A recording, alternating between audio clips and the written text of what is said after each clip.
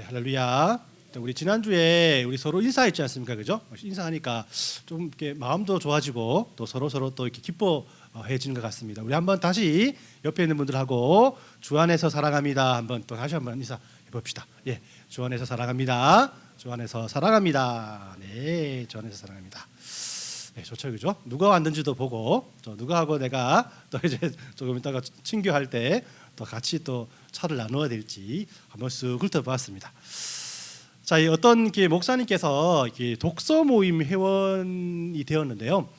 그 독서 모임의 회원의 이야기를 듣고 매우 놀랐다고 합니다. 이분의 직업은 그 논술 학원장이셨는데요. 학원을 운영하기 전에는 초등학교 교사를 하셨다고 해요. 그 원장님께 목사님이 물으셨다고 합니다. 이 학교 교사를 하다가 학원을 하시니까 무엇이 제일 좋습니까? 라고 물으셨어요. 이 원장님은 조금 더 주저앉지 않고 이렇게 말했답니다. 아이들을 가려받을 수 있어서 너무 좋습니다. 라고 말했다고 합니다. 이 학교 교사를 할 때는 아이들이 마음에 들지 않아도 내보내지 못하고 1년 동안 계속 끌어안고 있어야 하는데 그게 너무 힘들었다는 거예요. 근데 이게 학원을 하다 보니까 필요가 없다, 그런 걱정이 필요가 없다라는 거죠. 학원에는 실력 있는 아이들만 모집할 수도 있고 마음에 안 드는 학생이나 말썽을 피우거나 사고를 치는 학생들은 학원에서 오지 못하도록 그렇게 조치하면 된다라고 하는 거예요. 이것이 매우 좋다라고 말했다고 합니다. 그렇지 않습니까? 요즘 아이들은 학교에서 선생님의 말을 잘 듣지 않다 보니까 선생님과 아이들이 서로 부딪히고 또 이런 일들이 많아지면서 서로가 지칠 수밖에 없는 것이 한국에서의 그 학교의 현실이지 않습니까? 그런데 학원을 하니까 쓸데없이 감정 낭비를 하지 않아도 좋고 마음껏 가르칠 수 있다는 것이 큰 장점이며 또 더 나아가서 제일 좋은 것은 교사로서의 권위가 더 많이 생겼다라고 말했다고 합니다. 예전에 군사부 일체라고 해서요, 선생님의 그림자는 밟지도 않는다고 했을 만큼 선생님에 대한 권위가 매우 높았던 시절이 있었습니다. 한 동네에 배운 사람이 별로 많지 않았던 시절이었기 때문에 내 아들만은 나보다 더 많이 배운 사람이 더 잘 가르쳐 줄 수 있다라고 생각을 해서 어떤 면에서 선생님은 존경의 대상 중에 하나였다는 거죠. 그래서 아이가 잘못하면 부모님들은 모두 선생님께 머리를 조아리곤 했습니다. 그 모습을 보는 아이들은 스승님께 절대 함부로 하지 못하죠, 그죠? 그리고 이를 두고 사람들은 스승의 권위라고 이것을 불렀어요. 이 교사의 권위는 곧 교사를 존경하는 데서부터 나오는 것이다라고 말했던 것입니다. 자, 그래서 그런지 스승의 은혜를 이렇게 부르다 보면 그죠? 자꾸 어머님의 은혜로 자꾸 빠져가는 그런 모습들을 발견할 수 있는데 바로 이런 그 이유 때문이 아닌가라는 생각을 합니다. 그러나 이 선생님의 권위는 학부모님들의 학력이 높아지면서 점점 떨어지기 시작했다라고 합니다. 고학력자들의 부모님이 선생님들을 존경하지 않으니까 아이들도 선생님을 두려워하지 않게 되었다는 겁니다. 선생님이 무슨 조언을 하면 거기에 말대꾸도 하고 심지어는 선생님을 폭행하는 그런 사건들이 여기가 아니라 한국에서 자주 뉴스에 나오곤 했다라는 것이죠. 이 성경의 관점은 아니고 저의 견해입니다만은 저는 양쪽 다 문제가 있다는 생각을 합니다. 선생님들은 선생님의 권위를 잘못 사용하고 있고 아이들도 자신의 인권과 자유에 대해서 잘못 이해하고 있다는 것이에요. 저를 포함해서 80년대, 90년대에 이 중고등학교를 다니신 분들이라면 잘 아실 것입니다. 그 당시 학교는 이 선생님들의 폭력과 일명 일진이라고 하는 아이들의 폭력으로 아주 난장판이었습니다. 그죠? 제가 다니던 학교는 전부 남자 중학교, 남자 고등학교였기 때문에 여중이나 여고 또 더 나가서 남녀공학의 사정은 잘 모르겠습니다만은 아무튼 하루에 한 번씩은 꼭 구타 사건이 일어났고 선생님들은 숙제를 해오지 않거나 문제를 못 푸는 아이들이 있으면은 사정없이 막 때렸다. 지금 생각하니까 그 당시 선생님들이 저보다 나이가 다 어렸을 텐데 지금 여러분들 옆에 있는 중고등학생들, 어린 연약한 아이들을 그죠? 막 그렇게 때렸다는 자체가 아주 저는 이해가 가지는 않습니다. 그리고 또 막 용기 있는 아이들이 그지? 선생님 왜 때리세요? 하면 어떤 말을 맞죠? 맞아야 말을 듣는 거다 하면서 귀에 더 맞았습니다. 더 맞고 그런 생각들이 이렇게 나게 됩니다. 그래서 제가 이 권위라는 말의 뜻을 한번 사전에 찾아봤습니다. 국가에 의해서 혹은 어떤 분야의 학문적 지식이나 명성에 의해서 힘이 행사되는 권리를 의미한다라고 말합니다. 더 어려운 그런 풀인데, 이 국가는 학문적인 지식이나 명성이 있는 곳에서 힘을 행사할 권리를 그 사람에게 부여하는 것을 그 권위라고 한다는 것이에요. 그러니까 이 국가에서 아이들을 가르치기 위해 주는 권리를 가지고 그 아이들에게 행사했다는 것인데, 물론 다 그렇지는 않겠지만은 일부 이 선생님들은 이 권리를 자기 마음대로 사용을 했고, 이것이 교사의 체벌이 문제가 되게 하는 그런 요인이라고 할 수가 있습니다. 제가 찾아보니까 한국에서는 교사 체벌이 2011년 3월부터 법적으로 금지되었다고 하는데, 당시 신문을 보니까 학부모 쪽에서는 학생의 인권이 신장되었다라고 막 대서특필을 하고, 또 교사 입장에서는 교권이 추락됐다고 이 사건들을 그렇게 정리하는 그런 신문을 보게 되었습니다. 이렇게 본다면 학생들의 입장에서 당연히죠, 법적으로 인정받는 학생의 인권들을 잘 사용해야 되지 않겠습니까? 그런데 아이들도 문제인 것이 이런 자유를 자기 마음대로 해도 된다라고 생각하고 그것에 대해서 방종하게 행동했다는 것이죠.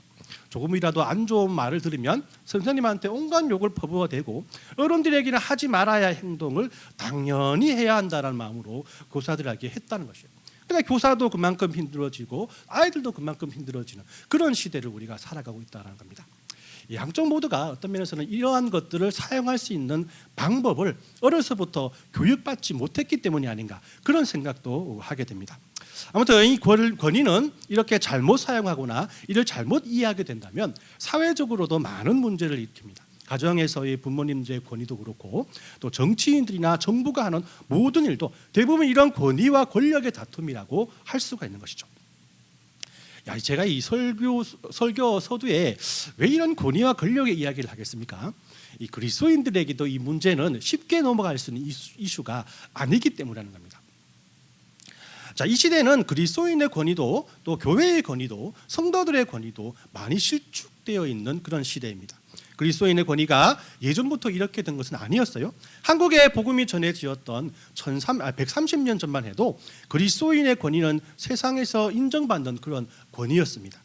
조선 말의 기록을 보면요, 탐관 오리들이 제일 전근을 가기 싫어하는 지역이 바로 교회가 세워진 곳이었고 기독교인들이 많이 살던 곳이었다고 합니다. 그만큼 그리스도인들의 권위가 세상에 많은 영향력을 미칠 때가 있었다는 것이죠. 그러나 지금은 어떻습니까? 그 권위를 쉽게 회복하기 힘든 세상에 우리는 지금 살아가고 있다는 것이에요. 제가 지난 주간 이 제자훈련 2권을 시작하면서 교재를 준비하는 가운데 많은 생각을 하게 되었습니다. 제자훈련 2권의 1관은 성경의 권위에 대해서 우리가 배우게 되는데요, 저는 이 그리스도인의 권위가 추락하게 된 것은 이런 성경의 권위에 대한 그 권위에 대해서 우리가 오해하고 있기 때문이라는 결론을 내리게 되었습니다. 그래서 오늘은 이 성경의 권위를 그리스도인들이 어떻게 이해하고 생각해야 하는지에 대해서 읽은 본문을 통해서 이런 고민을 해보고자 합니다. 오늘 읽은 본문은 예수님의 권위에 대한 논쟁이라고 할 수가 있습니다. 예수님께서 예루살렘에 낙이 타고 입성을 하시자 많은 사람들이 종려나무 가지를 흔들면서 호산나 호산나 예수님을 환영했습니다. 이 군중의 환영을 받고 입성하신 예수님께서는 성전에서 장사하는 사람들을 쫓아내시고 성전에 있던 맹인과 저는 자를 고치셨어요. 이 모든 일은 당시 권위를 독점하고 있던 대제사장들과 장로들의 심기를 매우 불편하게 했다는 것이죠. 그런데 예수님이 다시 성전에 들어가서 이제는 가르치시기까지 하는 모습을 보는 순간 도대체 무슨 권위를 가지고 이 사람이 이런 일을 하는가라는 하는 그런 질문을 가지고 예수님을 따져 묻기 시작했습니다. 말하자면 그런 것이죠. 교사 자격증이 없는데 왜 가르치냐는 거죠. 당시에 이 공인된 랍비만이 성경에서 말씀을 가르칠 수 있었기 때문입니다. 본문에서 예수님께서는 세례 요한의 권위를 근거로 해서 그들에게 이런 질문을 던지고 그 질문에 응답을 하면 예수님의 권위가 어디에서 왔는지 자신이 그 사람들에게 대답해 주겠다라고 말씀을 한 것입니다. 예수님의 질문은 간단하죠. 25절을 보니까 세례 요한의 세례가 하늘로부터 왔느냐 아니면 사람으로부터 왔느냐라는 겁니다. 하늘로부터 왔다 하면 어찌 세례요한을 믿지 않았느냐? 사람으로부터 왔다 하면 이스라엘 사람들 모두가 세례요한은 하늘로부터 온 선지자라고 알고 있는데 그 비난을 어떻게 감당하겠느냐라는 것이죠. 제사장과 장로들은 대답하기 힘든 이 상황 속에서 예수님께 우리는 알지 못한다라고 대답을 하고, 예수님께서도 자기도 무슨 권위로 이런 일을 하는지 너희에게 알려주지 않겠다라고 맞불을 놓았습니다.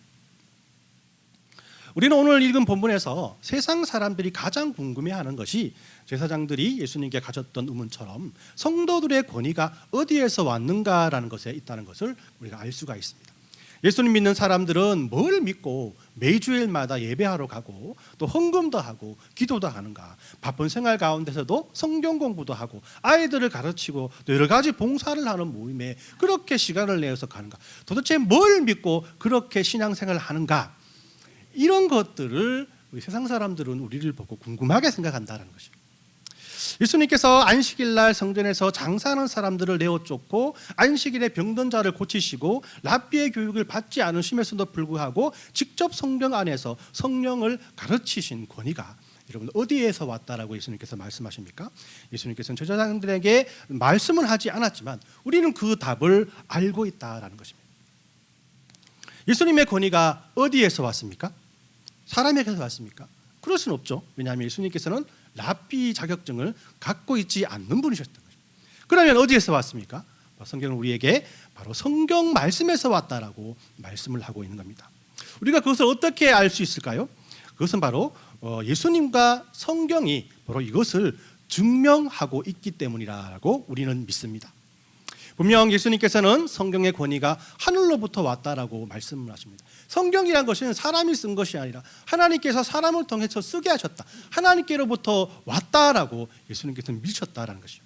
왜냐하면 예수님께서 하나님의 아들로서 이 땅에 사람의 형상으로 오신 것은 하나님의 말씀을 이루기 위했기 때문인 거죠. 즉 죄 없으신 예수님께서 이 땅에 오셔서 소외된 사람들을 만나시고 권위 있는 사람들을 깨우치신 것은 하나님의 말씀을 이루려 했기 때문이라는 겁니다. 이것이 무엇을 의미합니까? 성령의 권위는 곧 하나님께로부터 왔다라는 것을 예수님께서는 알고 계셨고 또 확신하셨다라는 것입니다. 또 예수님뿐만 아니라 성경도 성경이 하나님으로부터 왔다라고 스스로를 증명하고 있습니다. 우리 디모데후서 3장 16절에 보면 모든 성경은 하나님의 감동으로 만들어졌다라고 말씀하고 있는.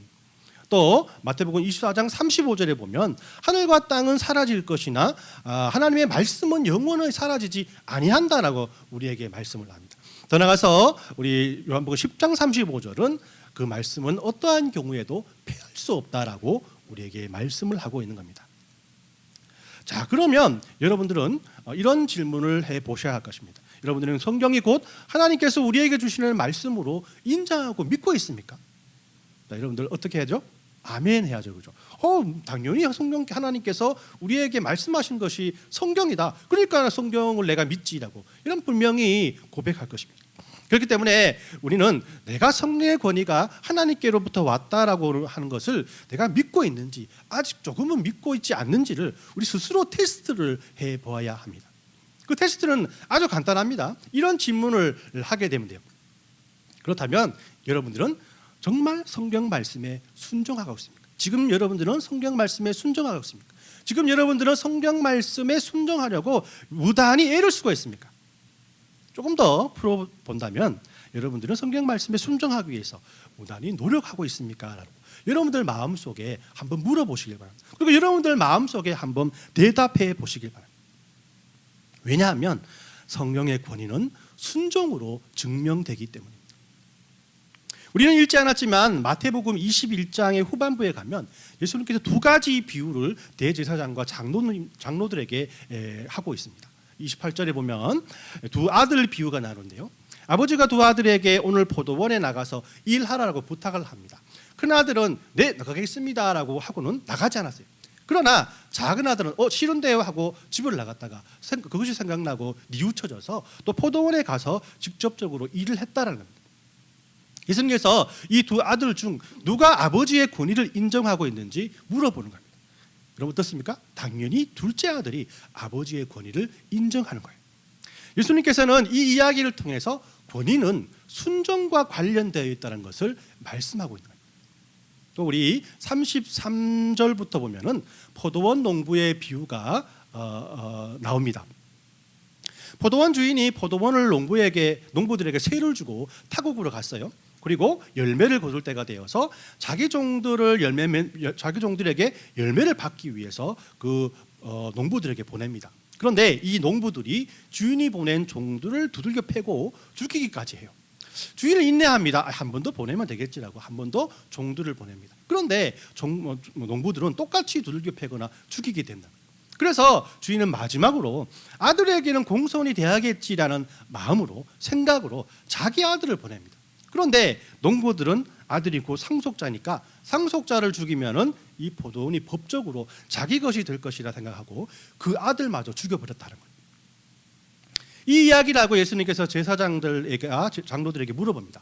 야, 그런데 이 상황 속에서 이 주인이 열을 받아서 다시 포도원으로 돌아온다면 주인은 농부를 어떻게 하겠느냐고 물어봐요. 그러니까 제사장들과 장로들이 이렇게 대답합니다.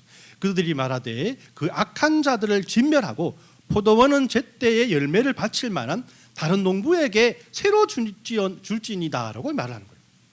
농부들이 주인의 종들과 아이들을 죽인 이유가 무엇입니까? 주인의 권위를 인정하지 못했겠다는 겁니다. 주인이 만만해 보이는 겁니다. 주인을 믿지 못했기 때문입니다. 주인에게는 이런 불순종한 농부는 그러나 필요 없는 겁니다. 순종 잘하는 다른 농부에게 모든 것을 빼앗아 그 농부에게 준다는 겁니다. 왜냐하면 주인의 말에 순종하는 농부는 그만큼 주인을 두려워하고 주인의 음성에 귀를 기울이고 주인의 권위를 인정하기 때문이라는 것이죠. 이 예수님의 두 비유는 모두 권위를 인정하는 자는 순종하고 그렇지 않는 자는 불순종한다는 것을 우리에게 설명을 합니다. 그렇기 때문에 성경의 권위를 믿고 성경의 권위를 인정하는 사람은 당연히 그 말씀에 순종하려고 노력하고 분명히 순종해야 한다는 겁니다. 자, 그럼 다시 한번 여러분들에게 묻습니다. 여러분들은 성경 말씀에 순종하고 있습니까? 예를 들어 골로새서 3장 1에서 3절까지 말씀을 제가 읽어드립니다. 그러므로 너희가 그리스도와 함께 다시 살리심을 받았으면 위의 것을 찾으라. 거기는 그리스도께서 하나님의 우편에 앉아 계시느니라. 위의 것을 생각하고 땅의 것을 생각하지 말라. 이는 너희가 죽었고 너희 생명이 그리스도와 함께 하나님 안에 감추어졌습니다. 여기에서 우리가 예수님을 통해서 거듭난 성도들이라면 하나님의 것, 하늘의 것을 생각하고 땅의 것을 생각하지 말라라고 말씀합니다. 왜냐하면 우리는 죄로 죽었고 예수님과 함께 살아났기 때문에 하나님 안에 감추어진 존재라고 이 말씀을 합니다. 자, 이 말씀을 읽을 때 어떤 분들은 어떤 말씀인지 모르기 때문에 이해를 못하는 분들도 있고, 이 말씀을 이해한 사람이라면 여러분들이 그 삶을 살아가고 있는가, 살지 못하고 있는가를 분명히 고민하며 고민하게 될 것입니다. 그렇기 때문에 이 말씀을 읽을 때 우리는 인정하나 순종하기는 어려운 말씀이기라는 생각을 하게 됩니다. 실제로 이 말씀은 우리에게 상당히 어려운 말씀 중에 하나이죠. 인정은 하나 순종하기는 어렵습니다. 그렇습니다. 우리의 소망은, 우리의 희망은 오직 하늘에 있습니다. 그래놓고는 그 하늘만을 바라보지 않고 이 세상에서 어떻게 잘 살려고, 이 세상에 어떻게 편하게 살려고 하는 것이 우리의 마음 아니겠습니까? 그렇다면 우리가 이 말씀에 대해서 순종하게 하지 않았기 때문에 이 말씀에 대한 성경의 공리를 인정하지 않는 것이 되는 것일까요? 그렇지는 않다는 것입니다. 성경의 권위를 인정하지만 그 말씀에 순종을 잘 못하는 우리들의 연약함을 하나님께서는 분명히 알고 계시다라는 것이죠. 그리고 그 하나님께서는 그런 우리의 모습을 통해서 문제를 해결할 수 있는 그런 은혜를 우리에게 주신다라고 생각하시고 믿으셔야 한다는 거예요. 그러면 우리는 어떻게 성경의 권위에 순종하며 믿음의 생활을 할 수가 있을까요?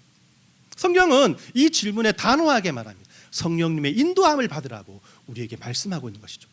우리가 앞에서 언급했지만은 디모데후서 3장 16절은 모든 성경은 하나님의 감동으로 만들어졌다고 우리에게 말씀하고 있지 않습니까? 성경이 하나님의 감동으로 된 성령의 감동으로 쓰여진 책이라면 우리는 성령의 인도함을 받아 그 성령의 권위에 순종할 수 있다는 것이.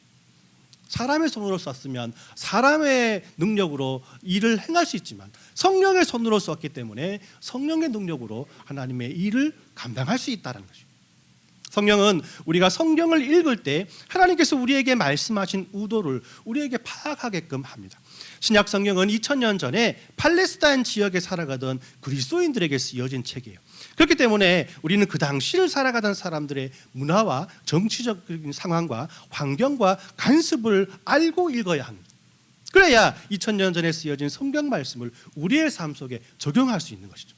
환경과 문화와 살아가는 시대가 엄청 많이 다르지만 그럼에도 불구하고 하나님께서 그 당시 사람들에게 말씀하신 의도와 지금 우리에게 말씀하신 의도는 변함이 없이 같다라는 것입니다.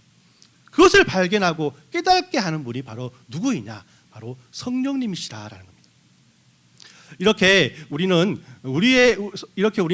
이 성령님의 인도함을 받기 위해서 매일 그래서 큐티하고 묵상하고 기도하고 성경 공부를 해야 합니다. 우리가 친교 후에 우리 소그룹 모임을 할 때 나눌 그런 내용들이 바로 이런 큐티에 대한 조용한 시간을 하나님과 가짐으로써 그 시간을 통해서 하나님께 기도하고 말씀을 읽고 말씀을 묵상하면서 이런 성령님의 인도함을 받아야 한다라는 것을 여러분들 함께 나누게 될 것입니다. 큐티라는 것이 오직 성경을 묵상하는 것으로만 그치는 것이 아니라 하나님과 하나님의 그런 인도하심이 나에게 어떻게 어떤 능력으로 말미암아 인도함을 받아서 우리가 그 말씀에 어떻게 순종하는가를 한 번 더 볼 수 있는 기회라는 것을 우리는 분명히 이해하셔야 할 겁니다. 이 말씀을 정리합니다. 여러분들의 자녀들이 부모된 여러분들의 권위를 인정하지 않고 자기 마음대로 살아가는 모습을 보면 여러분들 어떤 마음이 듭니까? 여러분 분노가 치밀어 오르죠, 그죠? 확 때리고 싶을 때도 있습니다. 진짜 막 욕을 하고 싶을 때가 있어요. 그러나 그런 분노가 때론 여러분들의 눈물이 될 때가 있습니다. 그건 우리도 저와 여러분들의 부모님께 똑같은 분노의 대상이 되었을 때가 있었기 때문이라는 것이죠. 그때가 기억나면 우리들의 분노가 곧 후회의 눈물로 변하게 된다라는 겁니다. 저는 이 성경의 권위를 하나님께 두는 사람들은 어떤 말씀이든지 그 말씀에 순종하지 못하는 우리들의 연약함에 분노해야 합니다. 그리고 이 분노의 눈물을 흘리며 성령님께 순종할 수 있는 길을 물어봐야 한다고 확신합니다. 그렇기 때문에 우리는 기도할 수밖에 없습니다. 그렇기 때문에 우리는 주안의 교회 성도들은 기도하기 위해서 함께 모여야 한다. 성령께 우리의 주안의 교회와 또 우리 모든 믿음의 성도들이 어떻게 하나님의 말씀에 순종하고 어떻게 하나님의 말씀에 순종할 능력을 받을지 은혜를 받을지 우리가 진지하게 물어보며 우리가 하나님 앞에 나아가야 한다는 것입니다. 다시 한번 오늘 주신 말씀을 정리해 봅니다. 성령의 권위는 어디에서 왔습니까? 바로 하나님께로부터 옵니다. 하나님께로부터 옵니다. 그죠? 또 이것을 믿는 사람이라면 성도의 권위를 인정하는 성도가 되는 겁니다. 그럼 어떻게 그것을 우리가 알 수 있고 확인할 수가 있습니까? 확인하는 데는 여러분들이 순종하고 있지 않는지를 한번 확인해 보시면 됩니다. 확신은 드는데 아직까지 순종하기 어렵습니까? 그렇다면 바로 성령님을 의지하라라는 것입니다.